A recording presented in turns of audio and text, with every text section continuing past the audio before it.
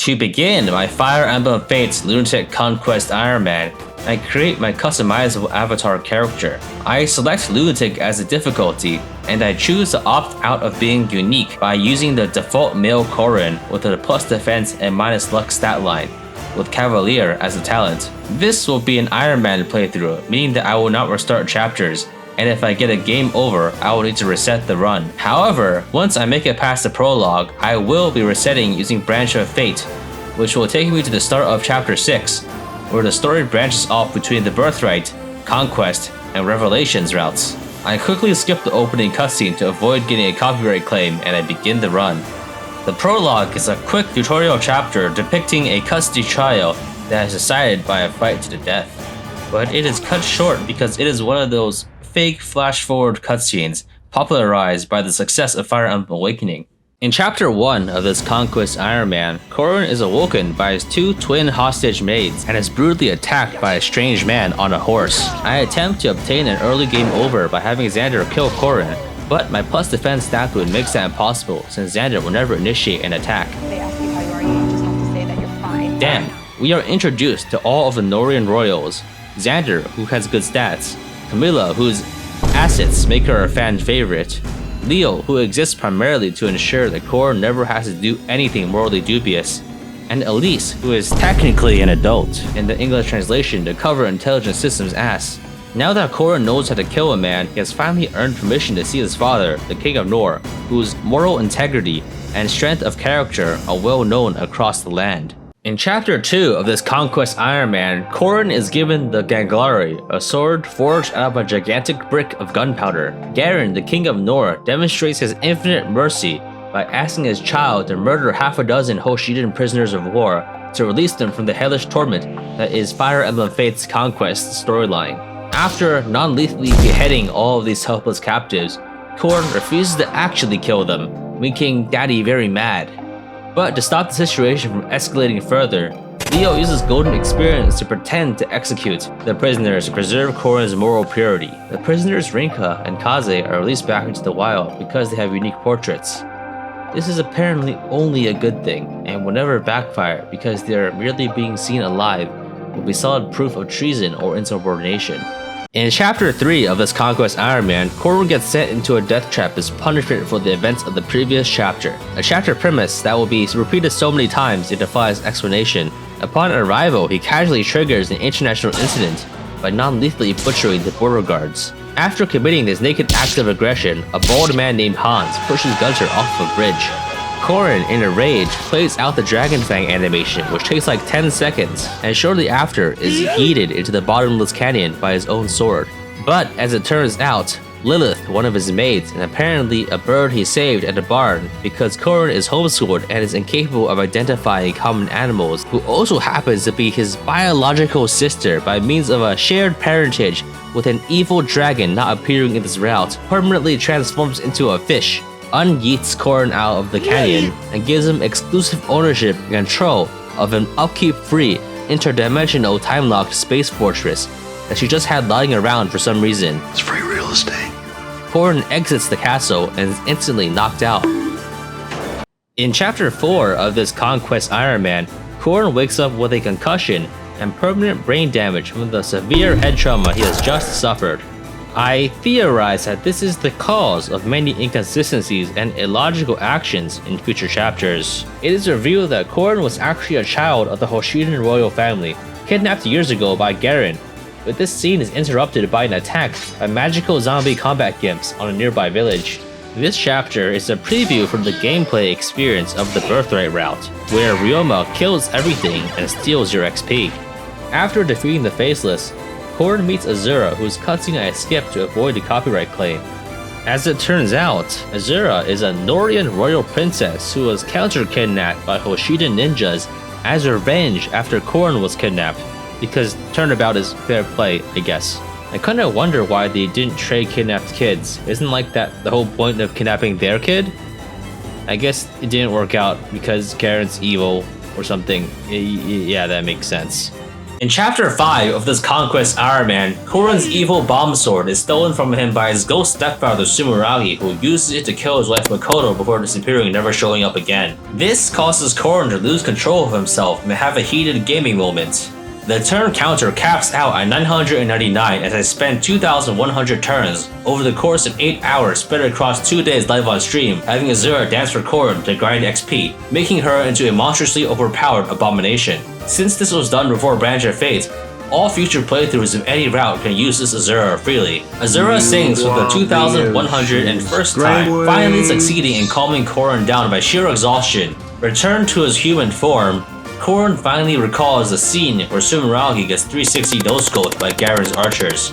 For completely unrelated reasons, the Divine Blade Yato appears and throws itself into Korin's hands, seemingly out of nowhere, marking him as a hero of legend who will bring peace to all of... does the setting... Wait, hold on a second. Does the setting have a name? Oh, apparently it doesn't. Anyway, marking him as the hero of legend who will bring peace to all of Fateslandia?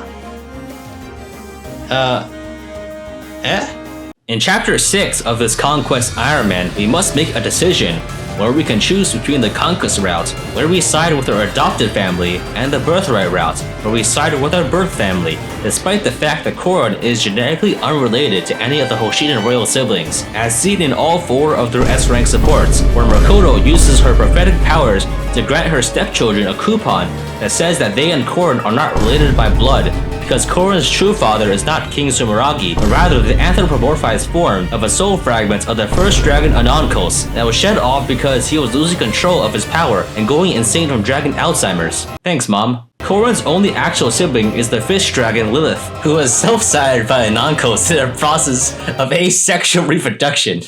You can also refuse to choose a side to play the Revelations route, where you shovel snow and play Mario Party style minigames, or even make a 4th choice, the Super Smash Bros route, where you cease playing a strategy game entirely and start playing a fighting game instead. Anyway, I picked the Conquest route and non-lethally brutalized the Hoshidan, not really birth family, to signal my in-group status to Nor. In Chapter 7 of this Conquest Ironman, Korin returns to Castle Krakenberg and is once again sent on a suicide mission by King Garen as punishment for his disloyalty, and accidentally stumbles on a local BDSM convention attended by Norian combat zombies on the way to stop a rebellion by the Ice Tribe from which his 2 twin hostage maids Flora and Felicia were taken from. Korin is cornered and alone except for his dragonfish sister maid landlord Lilith, who pieces out the moment danger is involved, but is soon joined by Felicia, who has accidentally committed treason, followed by Silas, Elise, All Might, and Effie, who have all intentionally committed treason. After everyone helps himself to the buffet, I move all of my troops to the south and use the ridge as a choke point for all of the northern faceless. Much of the XP is allocated into training Effie and Korin as I finish routing the enemies. Upon the map's completion, it is revealed that this was surprisingly an intentional trap laid by Iago, as Felicia happily leads Korin's motley crew into the mountains to brutally suppress her tribe's rebellion. In Chapter 8 of this Conquest Ironman, Korin almost dies from exposure on the way to the Ice Tribe's village, but is unfortunately rescued by the village chief Kilma, who ranks high on the Fire Emblem tier list for character names most suitable for a D's Nuts joke. A comical misunderstanding ensues, which results in a fight.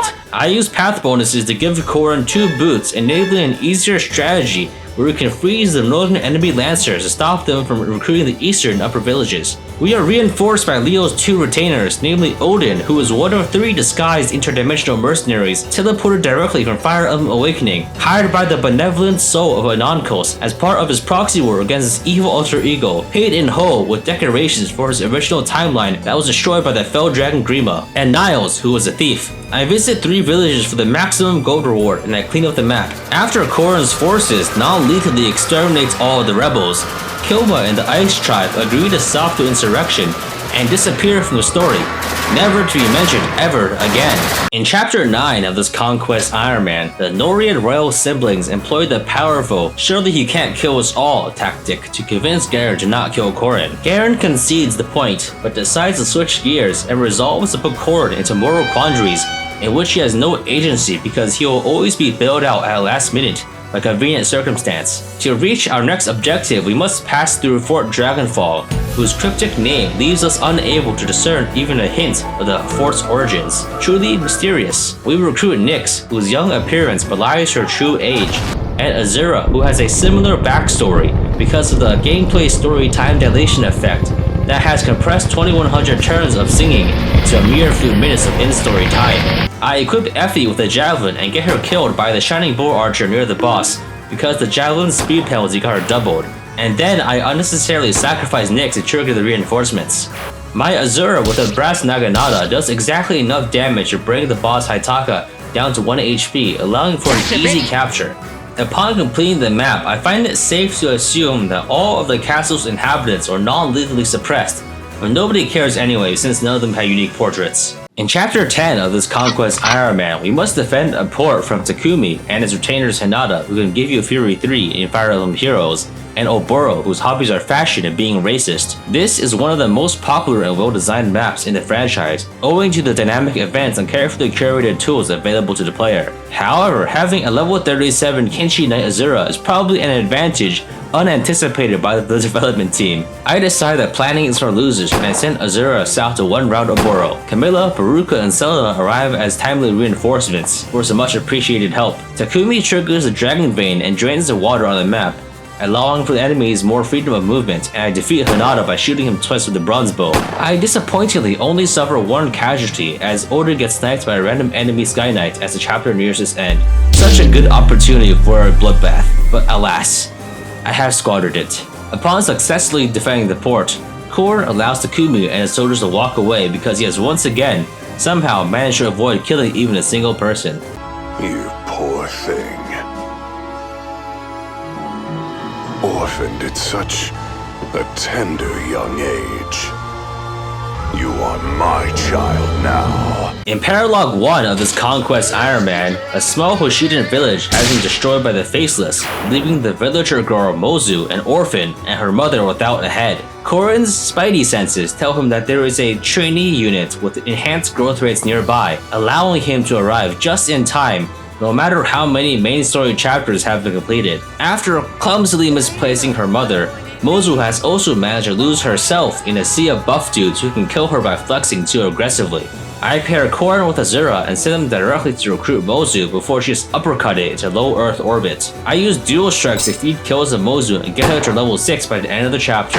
Corrin recruits Mozu into the Nordic military as a child soldier, conveniently neglecting to mention that her family and everyone she has ever known was massacred by the Norian military. I guess they didn't change the script based on the route. In Chapter 11 of this Conquest Ironman, we arrive at No Choice of Guess, where we must seek the blessing of the Rainbow Sage, who is the human Sona of a first dragon who runs a shipping chart in the record hall. However, Hoshiden aggressors have forcibly taken custody of the old man and taken him to the Sevenfold Sanctuary, where we must face a gauntlet of thrilling challenges, where just kidding, this chapter is free XP and everyone knows it. After going room by room and non-lethally exsanguinating every last one of the Hoshiden soldiers, I have Azura shoot Hinoka in the face with a bow. After once again confirming that nobody has died, we finally meet the Rainbow Sage, who tells us that the real power was within us all along.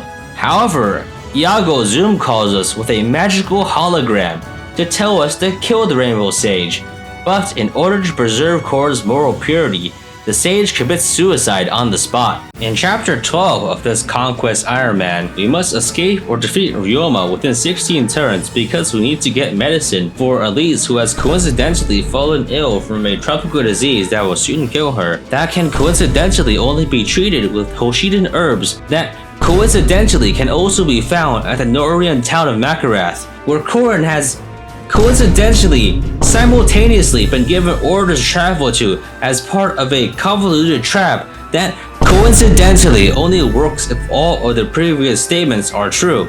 Otherwise, this conflict simply does not materialize, as Korin will not need to fight Ryoma to save his sister. Xander's two retainers join us, the first being Laszlo, who is the fan-favorite character Inigo from Fire Emblem Awakening, and the second being Perry, who is a psychopathic serial killer whose personality is that she loves murder.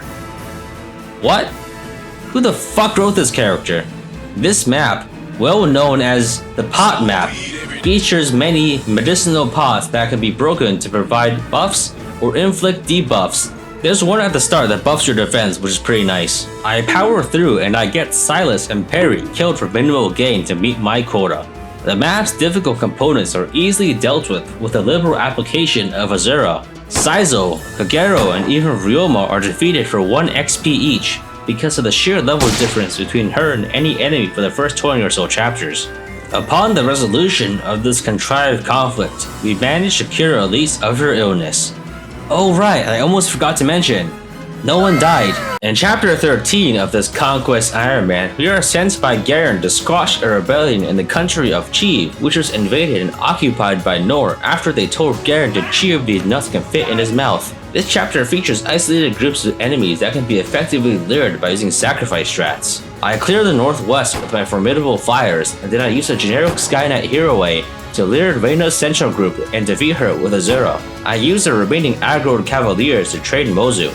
The generic Skynet Nanoha is then sacrificed and lure Takumi's group in the east, and his forces are defeated in detail. Lastly, I use the non-generic unit Charlotte as sacrificial bait for Scarlet's southwestern group, and I face down the reinforcements in the northeast. I defeat them but leave some enemies alive to feed the XP into Mozu, who has by now reached level 15. I face tank them at the bridge by using Korin with an unequipped Dragonstone so he doesn't steal kills, which has zero probability of going wrong until it does. After not healing Korin to full, one of the Cavaliers shuffles out of the way to allow an enemy diviner to move in and hit Korin for 17 damage, killing him and ending my first Ironman attempt. Oh my god, I fucking lost! In my second attempt for this Fire Emblem Fates Lunatic Conquest Ironman, I create a female avatar Korin with a plus defense boon, minus luck bane, and a talent in archery. Fortunately, since I'm starting from Branch of Fate, I will retain the same high level Azura that I grinded for in Chapter 5, saving me a lot of time. I begin the run by squeezing out slightly more XP for Korin in Chapter 6 by defeating Ryoma, and I speed through Chapter 7 and 8, promoting Jacob into a strategist. In Chapter 9, Jacob dies almost immediately because strategists have very low base defense, and Arthur follows him into the grave shortly afterwards. Chapter 10 disappointingly goes rather smoothly, and I only lose one generic Shrine Maiden, once again squandering an opportunity for brutality that generates entertaining YouTube content. Chapter 11, as always, is easy XP, and in Chapter 12, I sacrifice Perry to the Dark Gods in an occult ritual to supernaturally grant myself better decision making.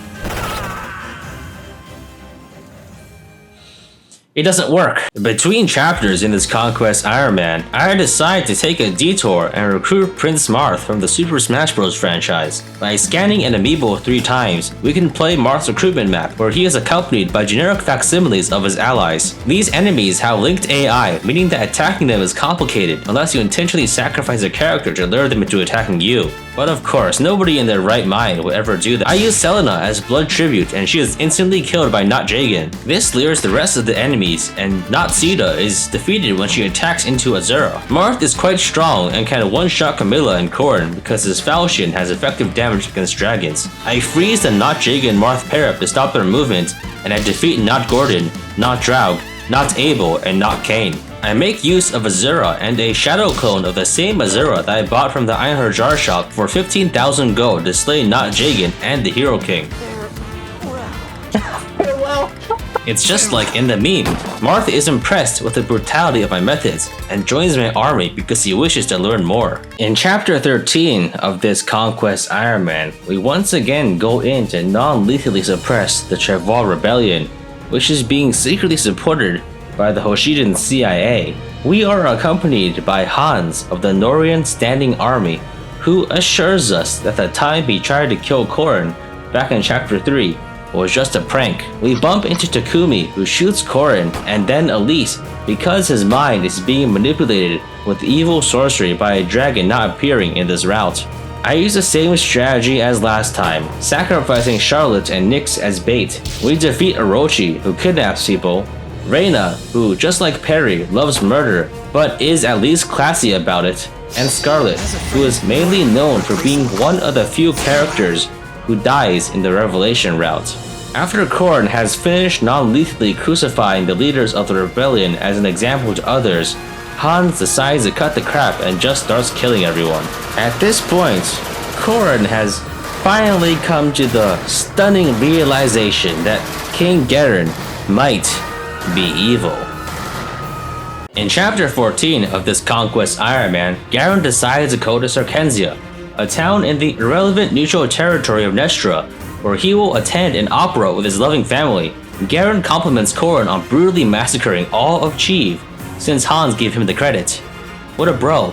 The performance begins, and the singer, whose disguise is so flimsy that a child could see through it, sings a magical song that causes King Garen to groan in increasing discomfort. Fortunately, traumatic brain injury-induced prosopagnosia runs in the Norian royal family, meaning that nobody knows that the singer is actually Azura.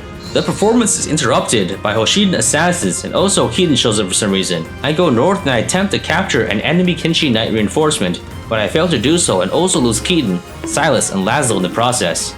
I clear the map and I capture the boss Kumagera, who has a bunch of neat skills like Certain Blow and Counter Magic. Since Garen's congenital face blindness makes him incapable of identifying the mysterious masked singer, who is so obviously Azura that anyone with 2 brain cells rubbed together can make that connection, he asks for all of the singers in the city to be killed and for Korn to do it. Fortunately, just like every other time Garen orders some cruel deed to be performed, he loses interest in the enforcement of his orders almost immediately, just like a baby who lacks object permanence. Leo whisks Korn away and reveals that he plans to save the singers. That's all of the Norian royals secretly plot to keep Garen in check, and that he's not some kind of hero for doing this, prompting his magical tome to glow, marking him as a legendary hero of Nor, who was prophesied by the Rainbow Sage to join forces with the wielder of the legendary blade Yato to bring peace to all of Fateslandia.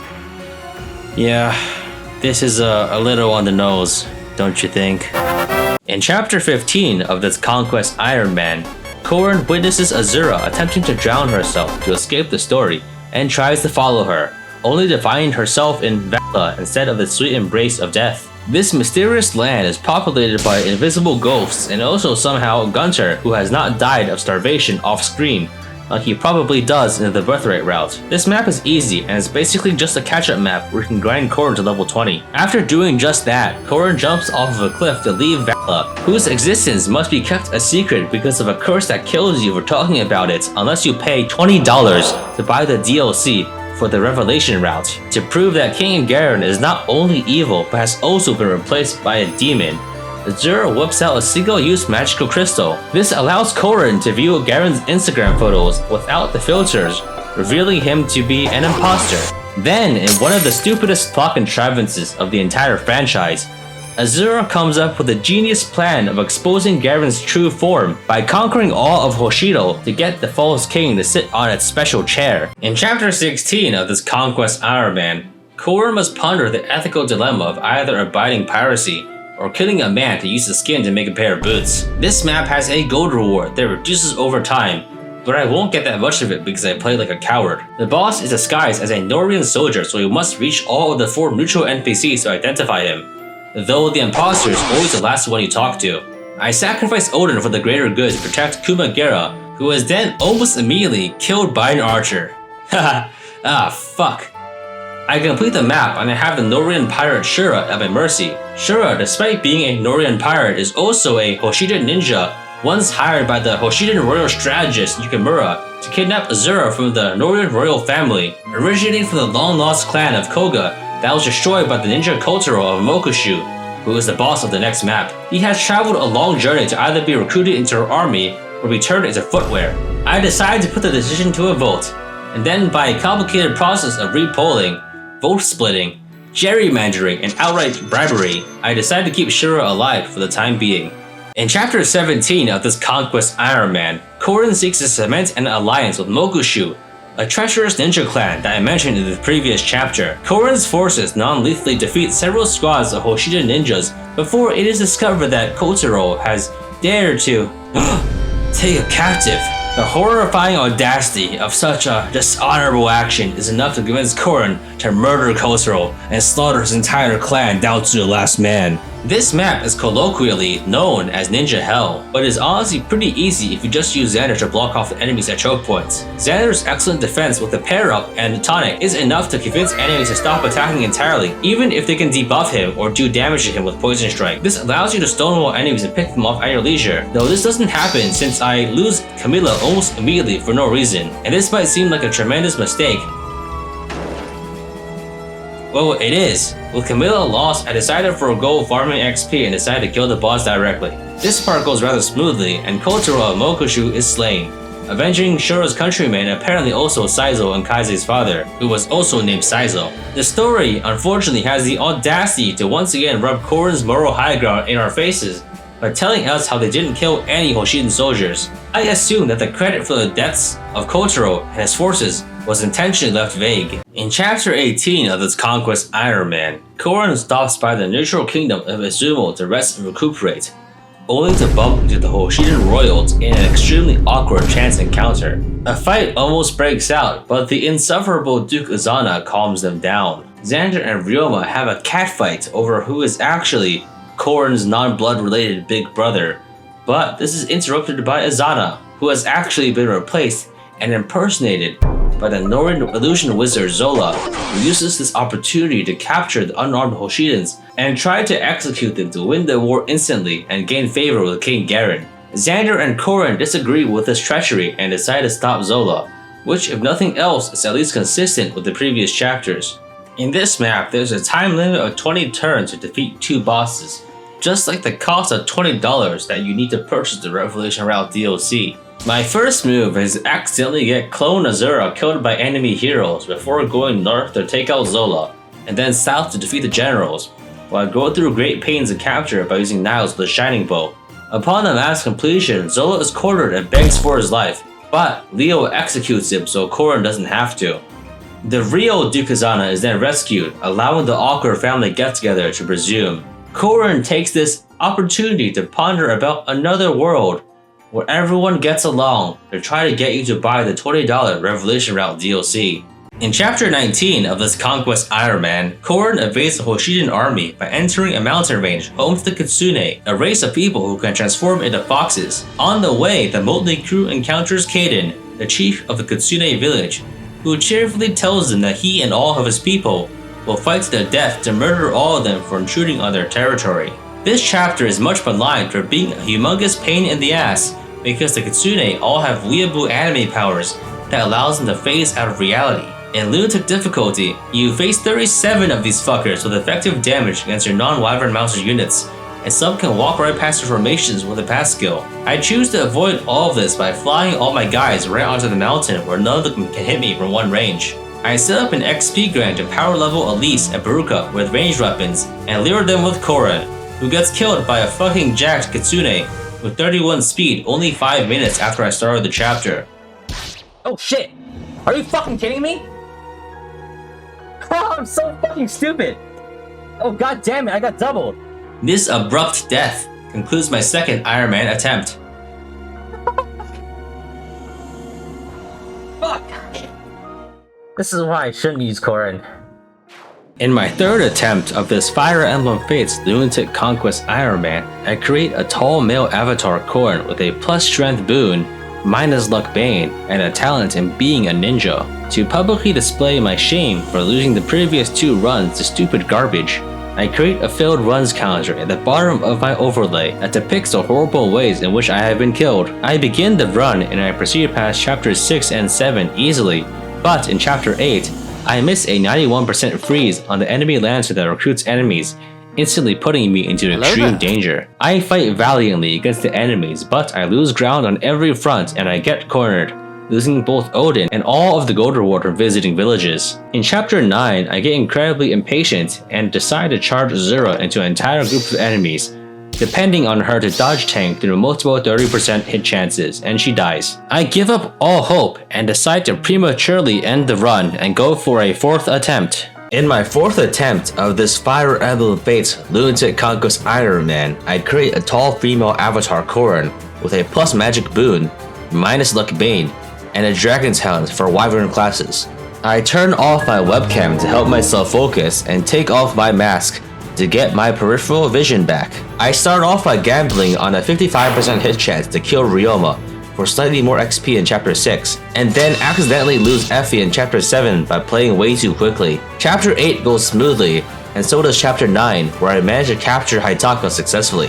I, however, do forget to deploy him for Chapter 10, which was half of the entire point of recruiting him, and this starts a chain of events that inevitably leads to disaster. I consistently lose ground and am pushed back because of other early casualties. Ultimately, in the final turns, I am forced to desperately body block with my units to stop the enemy from overrunning me and seizing the defense tiles. Odin, Arthur, Silas, Nyx, and Baruka have all fallen by the end of the chapter. And while this brutal massacre is detrimental to my chances of succeeding in this particular run, it is absolutely beneficial to the odds of this particular episode performing well on YouTube. And at the end of the day, isn't that all that really matters? I continue my 4th attempt on this Fire Emblem Fates Lunatic Conquest Ironman by having Corrin S support with Jacob so he can ride a dragon, by which I of course mean that I reclass Jacob into a Malignite and nothing else. There is only one interpretation for that statement. I breeze through Chapter 11 and lose Selena and a generic Shrine Maiden in Chapter 12. I then take the time to grind several dozen birthday rewards to get many Moonlight Tomes. I forge a +4 tome and name it Marth's Glock. I sacrifice Perry and Charlotte as Bay in Chapter 13, lose Benny in Chapter 14 to a Pike Ruin Club, and grind Corrin to level 20 in Chapter 15. I sacrifice Lazo in Chapter 16 and keep Shura alive, and then accidentally lose Elise in Chapter 17. I then spent an extreme amount of effort to recruit Mozu and train her up to level 10 in her joining app, and then continue to train her up in Invasion 1 and in Chapter 18. And this sets me up perfectly to take my vengeance on the Kitsune clan in the next chapter. In Chapter 19 of this Conquest Ironman, the Craven Kitsune clan ambushes Corrin's army, forcing her to engage in preemptive self-defense by hiding on the mountain in complete safety and shooting them from above. I lure the enemies into position on the mountains while staying out of their range as much as possible to reduce the odds of another instant tragedy. This allows me to get the Kitsune stuck at the bottom of the mountain while a freshly promoted Kenshi Knight Mozu rains hellfire down upon them for minimal damage. You will gain XP whenever you participate in a combat where you deal damage to an enemy, including dual strikes, but this XP will go down over time until it eventually reaches 0 for each individual enemy. However, the total amount of XP you can gain from this will exceed the amount you get from simply killing the enemy. For an enemy of equal level, a kill is worth roughly 30 XP, while getting the maximum 10 or so hits will give you roughly an additional 55 XP. In my castle, you have a random chance of gaining an item called the Cupid Bow, which heals your opponent with 20% of their maximum health after every combat. And what this allows us to do is to reach the maximum amount of hit XP for every enemy by artificially prolonging their life with this healing bow. I repeatedly damage and heal every Kitsune to exhaustively extract every drop of XP that I can from them before ending their lives. Using all of this XP from all 37 of the foxes on this map, I managed to train Mozu into a level 9 promoted Kenshi Knight with monstrous offenses and defenses somehow worse than Azura's. Upon the map's completion, Corrin laments that she has destroyed the entire Kitsune clan in self-defense, and one of the few cases in the conquest route where Corrin canonically kills anybody, but clearly, they deserved it. In Chapter 20 of this Conquest Ironman, Corrin's army wishes to pass through the Wind Tribe's territory and decides to parley with its chief, Fuga. Fuga senses that Corrin may not be worthy of the grand quest of the Blade Yato, and decides to test her determination by attempting to kill her in the draftiest castle known to man, made into a figurative roller coaster by powerful winds. This is the map popularly known as Fuga's Wild Ride. I deploy what I dubbed the Norian Air Force, though half of its flyers are captured units from Hoshido. My first move is to go to the right and clear the enemies by using the winds to launch my forces into range. I then brace for impact from aggressive flyers from the northwest and reinforcing mages from the starting areas. I swing around and take out the enemies near the western chest that contains a rescue staff, and then continue to pick away at the Wind Tribe's forces. By this point, I have cleared 2/3 of the map and the reinforcements, and I decided to take on a trio of isolated onmyojis. I sent in Korin to attack first with the Forged Moonlight Tome, since by using it, she can heal 20% of her HP after combat. And I realized too late I have attacked her in one range with a powerful tone, and that these onmyojis have counter. I recognized my mistake almost immediately and also proceed to instantly die, ending my 4th Ironman attempt. You should kill yourself now! No! God fucking damn it! How could this happen? This is what I get. Fuck me. I should just not use Korin for anything. In my 5th attempt of this Fire Emblem Fates Lunatic Conquest Ironman, in reference to my ignominious loss by attacking into an onmyoji with counter, I choose to create a short male avatar named Counterin with a plus magic boon, minus luck bane, and a diviner talent, so he can reclass into an onmyoji. For this attempt, I will primarily be playing with a still PNG of myself in lieu of webcam because I want to take it seriously. In Chapter 6, I sacrificed Xander to give Korin the Ryoma kill to get marginally more XP, but that's okay because royals can actually die in this chapter. Chapter 7 and 8 go well, and in Chapter 9, Nyx dies, and I accidentally kill Haitaka with a Dragon Fang activation, making me unable to capture him. Chapter 10 goes smoothly with only a generic Shrine Maiden dying, and Chapters 11 and 12 are also no big deal. The first stages of Chapter 13 go well, but when I attempt to bait Reyna's group, I also accidentally lure Scarlet's group, activating the reinforcements and forcing myself to fight 3 times the enemies on multiple fronts. I'm gonna die. I'm gonna get killed. I have no chance now, I think. I lured those guys too early. There's a Wyvern Rider reinforcements to the north, Reyna and her Cavaliers to the east, and Scarlet's forces to the south, not to mention the distant Cavalier reinforcements from the southeast.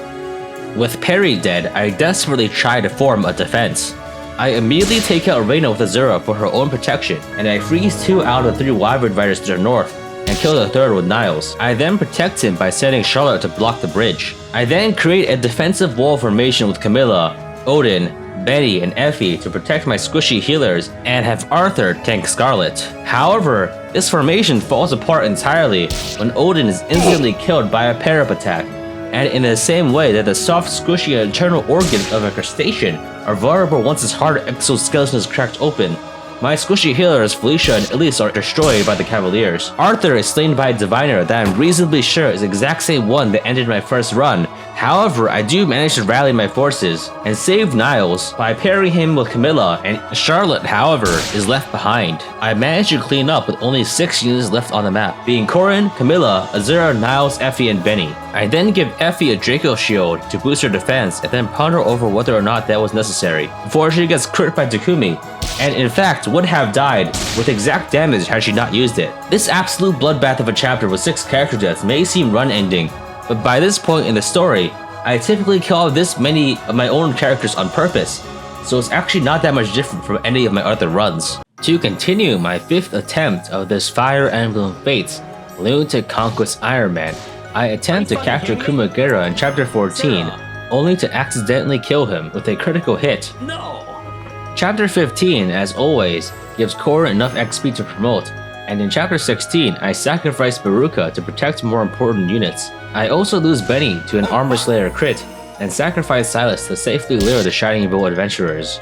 The 2 runs in which I recruited Shura ended in failure, so clearly it is an ill omen. So this time, instead of deciding to recruit Shura into the army, I recruit his skin into Norian sweatshops, so they can be fashioned into footwear. Chapter 17's Ninja Cave goes flawlessly, and I recruit Mozu to train her in Chapter 18. In Chapter 19, I mess up and Keaton and a generic Kinshi Knight are killed by foxes. I reclass Selena and Mozu into Kinshi Knights and have them ruthlessly harvest the foxes for XP. and by slaying all 37 of the Kitsune, I managed to get both of them to promoted level 5. With Shura's soul lining the soles of my boots, it is now impossible for anything to ever go wrong, ever again.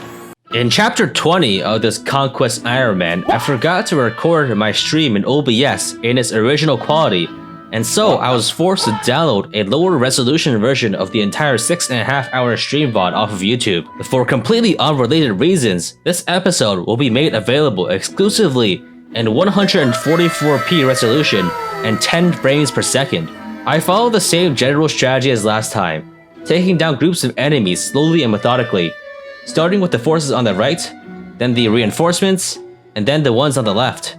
I capture the counter on Miyoji that killed me last time and recruit him, and then I use the Dragon Veins to push the northern enemies away from the posts to take them down individually. I gang up on Fuga and beat him up immediately to avoid the reinforcements that trigger upon approaching him, and I beat the chapter. Fuga dusts off his non-lethal wounds and non-lethally tells Korn to do whatever he wants because the story and every other character will bend over backwards to justify his actions. In chapter 21 of this Conquest Ironman, we are playing the map where you climb stairs. Iago laments that Korn has apparently suffered 0 casualties, which will come on, look, 16 dead characters and the game doesn't even acknowledge it. And for some bizarre reason, the Hoshidan defenders have already all been killed and replaced by Iago's Faceless.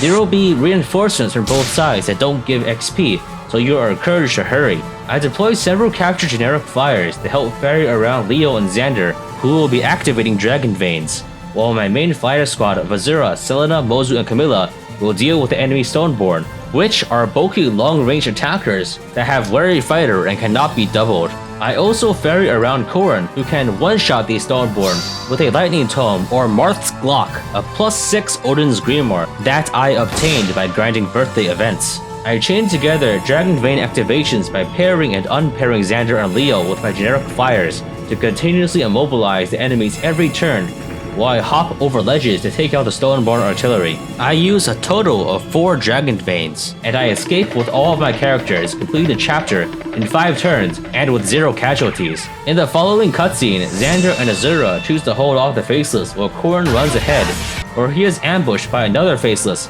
who punches him. Suddenly, Lilith, who has not appeared for any story event since chapter 7, appears out of nowhere to collect 14 chapters worth of unpaid rent for Korn's actual Sky Fortress. She takes the blow in place of Korn and is instantly killed, and all I have to say about that is what the fuck? Where did that come from? And despite this tragic incident being caused by a need to hurry up the escape, Xander and Korn somehow find the time to sit in place and have a roughly 500-word conversation warning Korn's astral Fish Dragon Sister Maid Landlord. And this is extremely understandable because I, for one, am extremely emotionally invested in this character who, in this route, has had a total of 2 appearances. In chapter 22 of this Conquest Ironman, Korn's forces prepare to storm Fort Jinya, Hoshido's front line, which is commanded by the strategist Yukimura and Princess Sakura of Hoshido, who is not related by blood to Korn. This map splits your forces onto the 2 halves of the fort, but I instead decide to put all of my troops on the left side. If you play your cards right, you can ignore the entire right half of the map and not even fight Tsubaki. I brute force my way through the enemies by walling them all off with Xander, and face Hana's squad, which will not move unless you get much closer into range. Normally, you must activate a Dragon Vein on the other side of the map to expose the squad, or risk fighting in a cramped space. But I instead send in a single generic unit as a sacrifice to lure them into attacking me. They follow me single file down to the starting area where I slay them all individually. I then proceed to sneak all of my units through a breakable wall and over untraversable mountains with flyers. And then I group up right outside the final reinforcement zone, and I pile on to defeat Yukimura and seize immediately to end the map. Xander demands that the Hoshidans surrender, and they do so considering Korn has a great track record for sparing everybody. But suddenly, Hans! Xander attempts to stop the massacre, but Garen shows up. And since Xander has daddy issues, that won't be resolved until the penultimate chapter. He retracts his objection and allows the atrocity to continue. Before I take on the next main story chapter in this Conquest Ironman, I decided to do a bunch of paralogs to bolster my ranks and train my team for the endgame. I begin with the Sigurd paralog, whose parents in this run are Azura and Korin. I reclass Korin into an Onmyoji and Mozu into a Master of Arms to obtain useful skills for the endgame. We find ourselves suddenly on a boat in a scene jarringly disconnected from any part of the main story. Sigurd crashes into the boat, having escaped his deep realms because his village was destroyed by valiant soldiers. And just like every other deadbeat parent, Azura has her reasons for not raising her child that she refuses to elaborate on. Our boat is flanked by 2 enemy ships that will each periodically dock and deploy a handful of enemies to attack every other turn. I take my time to defeat all the reinforcements and get a considerable amount of XP from these scaled up enemies. Korin reaches level 15 and gets the Rally Magic and Tone Fair skills. Mozu is at the edge of level 15, and even Azura manages to get a level up. I pass on Rally Magic and Air Superiority to Sigurd and promote him into a Falcon Knight, so he gets Rally Speed as well. At the end of the map, it is revealed that all Sigurd's friends are dead. But that's okay, because they didn't have names, and he can now be drafted into her army as a child soldier. The next paralog that I do in this Conquest Ironman is the Kana Paralog, notable for its utility and gaming experience. Korin returns to visit Kana after leaving to get milk at the store for 15 years, and finds her under attack by valiant soldiers, and in the process of defending her, gets his ass kicked. Kana transforms into a very angry dragon that is very fortunately not a game over condition if defeated. The way this map works is that every turn, a group of 3 to 4 enemies will move towards you, meaning that if you take them all down quickly, you can fight each squad individually. On turn 8, 2 bandit brothers show up, Lloyd and Llewellyn, who are high-level berserkers and potentially useful if captured. I make an attempt to get both of them, but Kana kills Lloyd instantly, and while I do capture Llewellyn, I accidentally release him from the prison afterwards, erasing him from existence. There are additional reinforcements who arrive if we don't route the map by turn 8, which I happily fight to further train my squad. Azura reaches her level cap and learns Amaterasu, and Mozu obtains Life and Death at level 15 and reclasses to Sniper, gaining Sergeant Blow at level 16. I pass down Tone Fair from Korin and Amaterasu from Azura to Kana, who will hopefully be a very useful Dragonstone or Tome user for many chapters to come.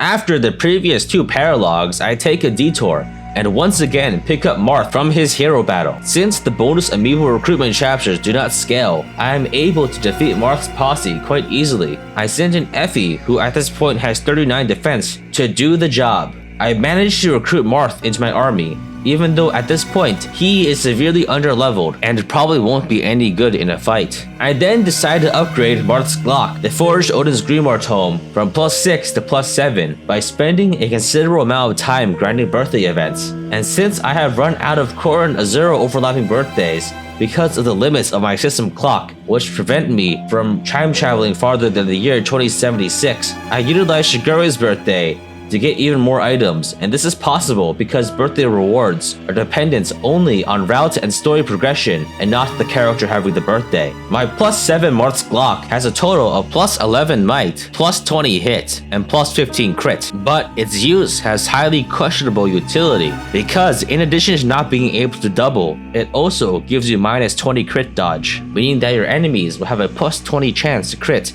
and possibly instantly kill you. The next paralog I do in this Conquest Ironman is Nina's paralog, whose parents are Camilla and Niles. Somehow, in the midst of invading a foreign country, Silas has found a way to resurrect himself from the dead to protect some old man's Funko Pop collection. Niles catches the leader of the thieves, his estranged daughter Nina, and a fight breaks out. In this map, there is a special game over condition if Nina manages to escape. To stop this, you can either intercept her by going to the sides or chase her by opening the central chamber. I use an entrap stab with an 81% hit chance to grab Nina and beat her up, and it succeeds. Now that Nina has been taken care of, all of the remaining enemies will attempt to escape. The enemies on the left and right escape undisturbed, but I decide to farm some XP on the enemies in the central chamber.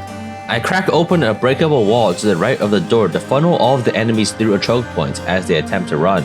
Effie almost dies after being attacked by 2 Shining Bull adventurers, but I get a lucky dodge against a 70% hit and survive. I take out the singular enemy with a door key to stop them from swarming me, and I grind the rest for XP and support ranks. I capture an adventurer named Reinhard, a berserker named Roderick with counter, and a general named Stefan that has the inspiration skill. Upon beating the map, Niles reconciles with his neglected child, who has inherited Riley's skill from her father, and Trample from her mother Camilla. Nina finds herself intrigued by the interactions between Niles and Silas, the latter of which is in fact dead.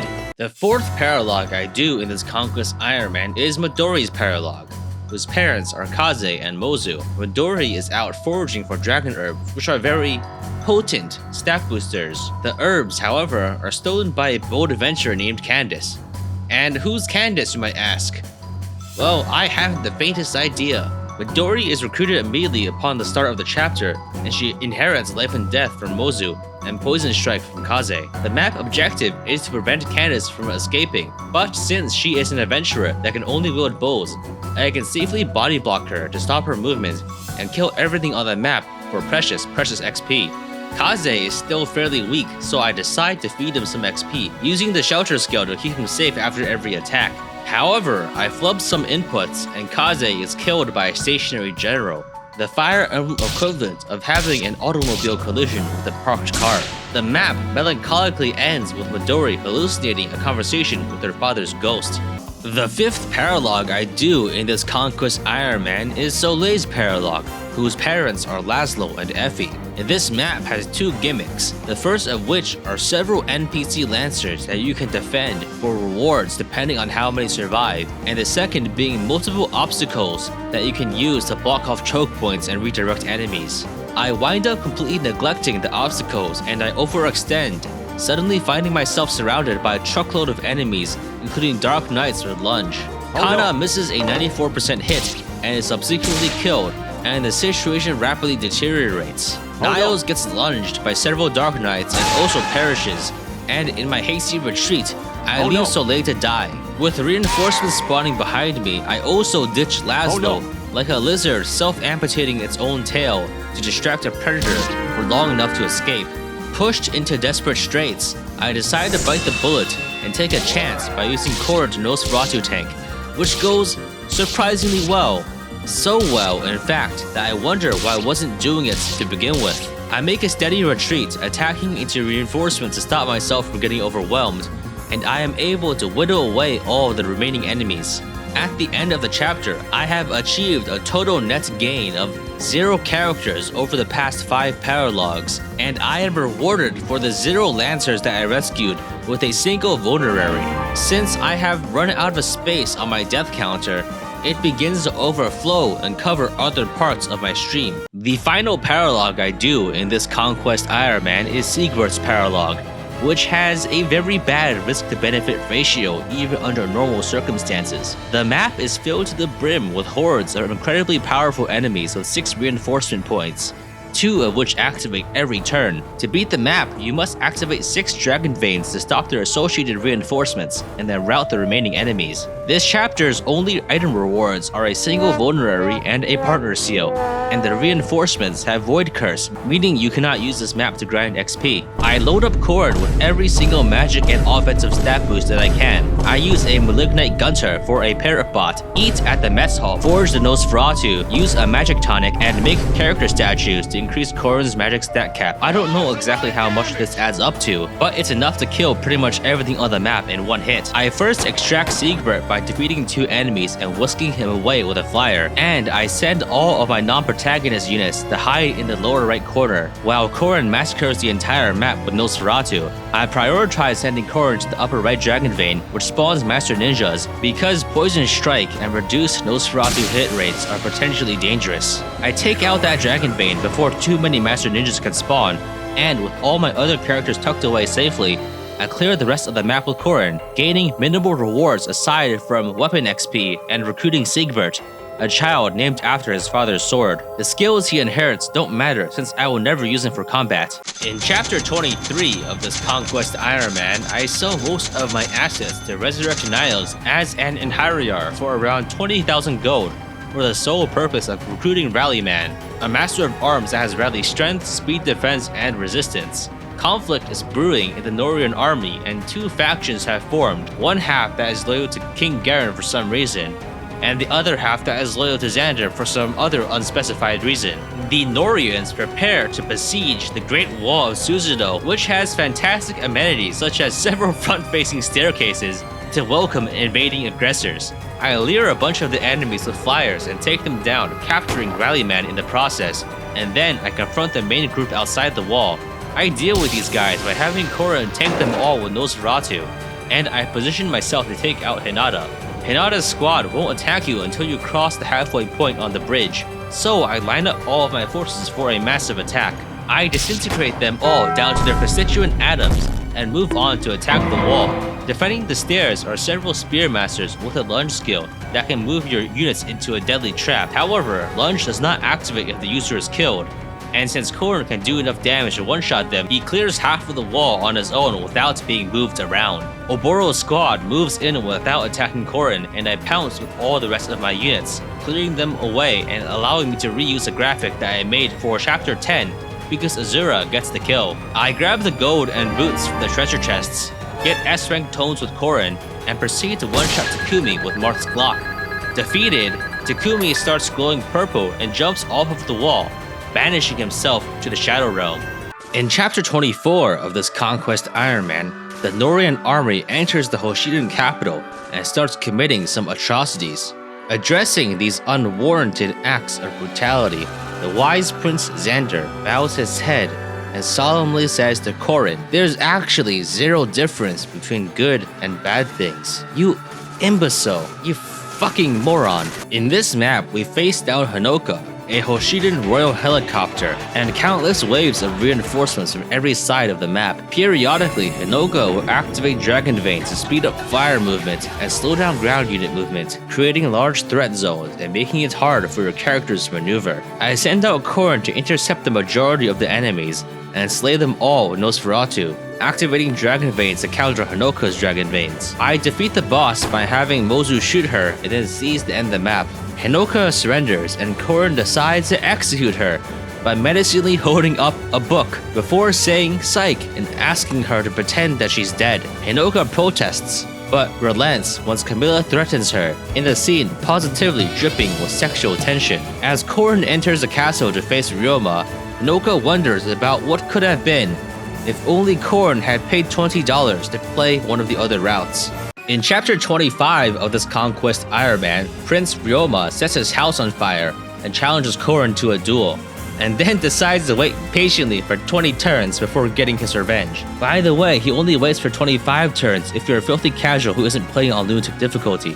In this map, we have two options. The first is to go along the sides and fight hordes of ninjas with the inevitable end skill, which makes the buff stack, allowing them to whittle down even the strongest of units eventually. If you do this, you can interfere with a duel and assist Korin. The second option is to accept the duel and fight Ryoma alone. The crockpot in which the Korin and the lobster are being broiled has a hidden damage reduction effect, meaning that any damage received in the room is reduced to 1/4 of its original value. Fortunately, I have the +7 Marth's Glock, whose ridiculous overkill crit damage now comes into play for the first and only time. I violate the spirit of the honorable duel by using rallies to buff Korin's damage and hit rates before attacking Ryoma from one range. After all bonuses are accounted for, Korin can crit Ryoma for 240 base damage.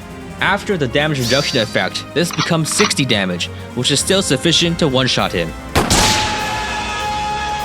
Upon the Lobster Lord's defeat, Korin attempts to trick Garen into sitting on his special chair early, but Garen demands that Korin kill his not blood-related brother for entertainment. Korin waffles about in indecision, so Ryoma decides to take the matter into his own hands and kills himself. In chapter 26 of this Conquest Ironman, the Norian royals finally decided to kill Hans and Iago, something they probably should have done ages ago. This is one of the toughest maps in the game if you play normally, which is why I'm going to exploit the hell out of it. I open the door to the first room and block with my 2 highest defense units, Xander and Effie, who stand firm against the heroes. The Hexing Rod Maid hits the generic berserker Roderick because of his high HP and low resistance. I then attack with everybody and clear the room. You can now choose between going left and getting destroyed by Poison Strike Stoneborn, or going right and fighting a bunch of mages, which I do because it is easier. I sacrifice the generic berserker to open the door and lure the mages and the reinforcements to me. I am positioned in the starting area to give Korin multiple positional buffs, which let him Nosferatu tank every single one of these mages. I do the same for the final room, using the Hero King Mark as a disposable door key, luring in generals, berserkers, and reinforcement sorcerers. They are all slain in a similar fashion, and I repeat this once more for Hans and his escort. Having successfully cheesed the map, I defeat Iago, grab the treasure, and seize the throne. In the following cutscene, Leo kills Iago so Korin doesn't have to, a reoccurring theme already well established by this point. With the Loyalists defeated, Korin and Azura finally decide to reveal the grand, horrifying truth to their siblings that King Garen is an imposter. In chapter 27 of this Conquest Ironman, the Norian royals lampshade the flagrant plot contrivances that have brought them to this point, and enter the throne room to witness the floor covered in Garen's bodily fluids. King Garen's true form, that of an average Discord moderator, is revealed, driving Xander to recoil in horror and have his character arc. The Siegfried resonates with microtransactive energy, granting Korin's sword the cosmetic Shadow Yato DLC, which he cannot use because he is a sorcerer. In this map, you must hurry to defeat King Garen before you're overwhelmed by several enemy kill squads that are troublesome to fight normally. There are also 4 maids with infinite range and trap stabs that will teleport your units into the side chambers, where they must 1v1 a powerful enemy. Fortunately, this isn't a problem since I no longer need the majority of my cast. I sacrifice Izana, Leo, Xander, Flora, Effie, and 7 other generic units for 0 benefit aside from thinning my ranks. I even have Flora use the Bifrost staff to resurrect a dead Shrine Maiden to score another kill. The side chambers each have a door that has a direct route to Garen, allowing me to go for the kill once the rest of my team has been confirmed dead. I buff Mozu with Rally Man and move in to instantly kill the boss in 1 round with the Crescent Bow. Now that the Regal Warmonger Gelatinous Impersonator has been defeated, the war is won, and peace will reign throughout all of Fateslandia. Wait, who's that? My god, it's Takumi with a steel chair. He shoots Korin and instantly kills him. The end. Thanks for watching, everyone. In the final chapter of this Conquest Ironman, Korin's Yato goes flaccid and our intrepid protagonist floats on the edge of life and death. He speaks to the spirits of his mother and his not blood-related brother Ryoma, who will tell him that he can either die like a bitch or return to his previous save state to resurrect himself. Korin's very small number of living allies call out to him, giving him the inspiration he needs to return to the world of the living. Takumi shows up, apparently having already died in chapter 23, and tells Korin that his corpse is being pocketed by a mysterious entity, but he won't say any more unless Korin pays $20 for the Revelation DLC. He then expresses his true heartfelt feelings that Korin never did anything wrong, and that all of the legitimate grievances he had were completely unjustified. Lilith also returns from the dead to collect rent, so Korin decides to skedaddle immediately. Korin wakes up and the Yato that he cannot use because of his class set has been restored using the energy from Takumi's Fuchin Yumi. Sensing an opportunity, Azura sings the forbidden song to weaken Takumi, pondering over if she could have saved him had Korin paid $20 to play a different route. Takumi's eardrums rupture in pain and the battle begins. The last map in Fire Emblem Fates Conquest is notoriously difficult, especially on Lunatic Difficulty. We pick up from the same map in chapter 27, except now we go in the opposite direction. We must fight through several defensive lines of strong enemies, infinite reinforcements from the sides, several infinite use status staff users, and stacking debuffs. Takumi will also periodically charge and launch energy waves, damaging every character for half of their maximum HP. These attacks can be blocked by using Dragon Veins to create cover. This map is hard enough that skipping it by using rescue staffs to get a dedicated boss killer into range of Takumi is one of the most popular means of victory on Lunatic Difficulty. Throughout this run, I have been accumulating resources and building characters specifically for this purpose. I have Azura reclassed back into a dancer for the first time since her joining chapter, a Bow Knight Nina with high movement and pass to move through enemies, and Shigure and the generic adventurer Reinhard as rescue staff users. I use Sigurd as a pair-up bot because his personal skill, Simp, gives +2 damage to a paired-up Vivo character. And my boss killer is a merchant Mozu with capped strength and speed, equipped with a crescent bow, and armed with the skills Quick Draw, Life and Death, Certain Blow, Bowfair, and Spendthrift. These skills give her 100% hit and a total of 29 additional damage, in addition to +2 damage from her weapon rank and 41 total strength after tonics, rallies, and pair-up bonuses. She can do 80 damage per hit, just above the needed 76 damage in one round Takumi with a brave weapon. She gets just enough speed to quadruple him with a speed rally. On turn 1, I line up everyone right outside of enemy staff range and prepare to defeat Takumi on turn 2. I use Rallyman to give Mozu the strength and speed she needs to defeat the boss, and then pair her up with Sigurd. Sigurd moves up and swaps a Mozu so she can attack and gain shield gauge. I move up Azura and dance to give Mozu an additional action, and then move Shigure down to use the rescue staff to warp down Nina and Reinhard. Nina moves through enemy lines with her pass skill, and then swaps to Reinhard to rescue Mozu into range of Takumi. Before I get the kill, I of course need to sacrifice as many unneeded characters as I reasonably can. I get Midori, Selena, and Gunther killed, but unfortunately because of insufficient preparation, Jacob does not have a weapon equipped, and is unable to die on player phase, resulting in his unfortunate survival. Now that I have done the most I can to achieve the greater victory, I attack Takumi with Mozu. This ridiculous overkill damage is necessary because Takumi's Dragon Skin skill reduces damage by half. Since the 4th attack will always be blocked by Takumi's shield gauge, we only have 3 hits to do enough damage. The first 2 hits strike Takumi for 27 damage each, and the shield gauge I charged up earlier protects Mozu from being instantly killed by vengeance. With the 3rd strike, it is done. Mozu defeats Takumi once and for all. Standing over his slain, not blood-related brother's body, Korn and Xander wonder out loud about the mysterious force that possessed both Garen and Takumi and caused this entire tragedy. But alas, they will never find out, as Korn did not pay $20 for the Revelation DLC. Azura also mysteriously disappears for reasons not elaborated on in this route, and you can only save her by paying $20 for the Revelation Route DLC. Buy Revelation today to get the golden route ending where everyone lives except for the ones that don't. Buy Revelation today. Buy Rev today. Buy Rev today. Fucking buy the DLC, I swear to God, fucking buy it, please. Please. Don't you want to see all your favorite characters happy? Fucking buy it now. Buy it. Buy it. In a following cutscene, Xander is crowned king and gives a speech about how war benefits nobody, immediately after conducting a war of aggression that has exclusively benefited Nor. Hinoka and Sakura forgive Korn for invading their country and killing their brothers because it wasn't his fault and he can do no wrong. To celebrate the tremendous loss of life, Nor will have a grand banquet for everyone in the capital. Amidst the jubilant celebration, Korn wanders off and finds Azura, whose life he could have saved for the low price of $20. Her illusory phantom tells Korn that to achieve his true epic victory royale, she needs his credit card number, expiration date, and the 3 numbers on the back. Before he can be the victim of supernatural financial fraud, he gets whisked back inside. Elise grabs Korn's hand and leads him into the throne room, where he collides with Camilla's tits and fractures his skull and neck, killing him instantly. The end. Snake! What happened? Snake! Snake! This concludes my Fire Emblem Fates Lunatic Conquest Ironman. This has been my most ambitious project yet, both in terms of challenge and video production, with 18 total streams and nearly 50 summary installments.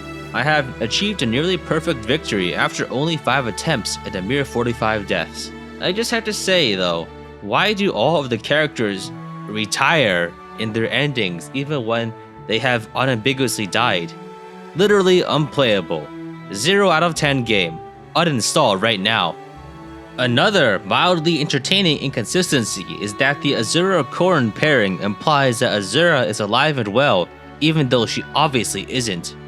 Anyway, if you like this series, please subscribe to my YouTube channel. For semi-comedic musings, check out my Twitter. And if you want to support future video production, consider becoming a YouTube member or contributing to my Patreon. Thanks for watching everyone, and see you in the next one.